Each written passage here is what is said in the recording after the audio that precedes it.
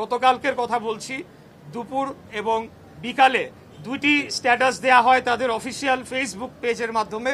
সেখানে ক্যাটাগরিক্যালি যেই দুইজন অভিযুক্ত ব্যক্তি যারা বৈষম্য বিরোধী ছাত্র আন্দোলনের কমিটিতে রয়েছে হত্যাকারী, তাদেরকে নির্দোষ দাবি করে জোরালোভাবে বক্তব্য দেওয়া হয়। আবার রাতের বেলা আমরা দেখতে পেলাম যে বৈষম্য বিরোধী ছাত্র আন্দোলনের একজন মুখপাত্র তিনি বলছেন ভিডিও ফুটেজে স্পষ্ট বোঝা যাচ্ছে না, যারা দোষী তাদেরকে আইনের আওতায় নিয়ে আসা হোক। তাহলে কি কোনটা আমরা বিশ্বাস করব? প্রথমটা বিশ্বাস করব না দ্বিতীয়টা আমরা বিশ্বাস করব? আমরা বলতে চাই যে বাংলাদেশে আমরা হাসিনা পরবর্তী, ফ্যাসিবাদ পরবর্তী এই বাংলাদেশে আমরা সকলেই সহ অবস্থান করতে চাই।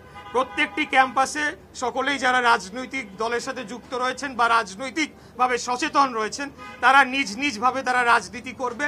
এখানে সন্ত্রাসের কোনো ঠাঁই হবে না। আমি একটা গ্যাংয়ের নাম শুনতে পারলাম, আমি এখনই এখান থেকে বলছি, পুলিশ প্রশাসনের উদ্দেশ্যে বলতে চাই তারা যথেষ্ট ভালো কাজ করেছে, কিন্তু মিল্টন কি বেনসন গ্যাং, কিন্তু আমরা জানতে পেরেছি যেহেতু এই সরকারের মধ্যে বৈষম্য বিরোধী ছাত্র আন্দোলনের প্রতিনিধিরা রয়েছে, তারা চাপ প্রয়োগ করছে যাতে তাদেরকে গ্রেফতার না করা হয়। এই ধরনের কর্মকাণ্ড বাংলাদেশের জনগণ মেনে নেবে না।